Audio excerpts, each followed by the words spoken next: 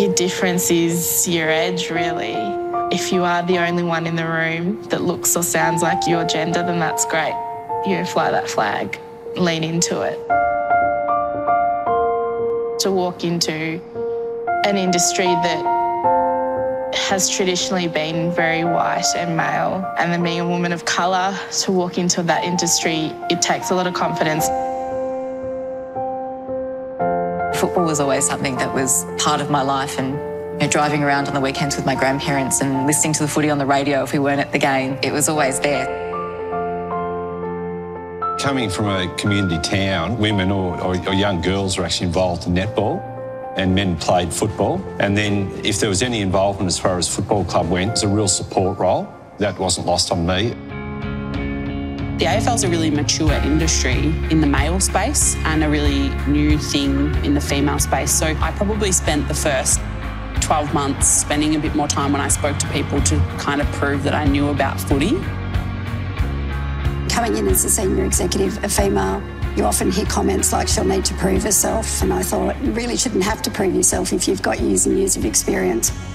Once upon a time, women weren't in the locker room, women weren't covering sport, women certainly weren't in leadership roles in football clubs.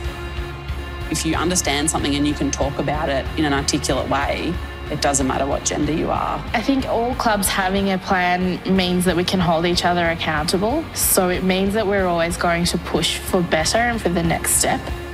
So the industry is really putting some focus on making sure that female talent is not only retained, but is also able to progress through the ranks. There's been a groundswell in the last couple of years in particular of change, and I think it's change that's been needed. There's a couple of areas that we've still got a way to go. Coaching would be one for me, and also CEO positions would be the other one. Probably 95% of the time I get, is it for the women's team? And I have to say, no, it's for all 4 teams, including the men's, and they repeat and say, AFL? You mean AFL? You watch a men's elite game these days and you look at all of the staff that are involved in that, and there's females everywhere. We need to remember that when we say women, we also mean women from LGBTQI communities, women of colour, women with disabilities, and let's not take another 50 years to also include those women. We've got a chance to build it, so let's build it inclusively. The women in the industry are really capable and they're passionate and they've got the experience and the know-how and the knowledge. They just need the opportunity. I always go back to the best hire, and whether that's male or female, it was just about making sure we had the best culture available. There's acceptance everywhere now of women in our game, and I think that's just growing and growing and growing. I'm proud to work at a socially progressive club that think about the world around them as well as trying to win premierships on the weekend. I'd want my daughter to be able to feel like she could walk into this industry without a worry about it, and that's incredible to me.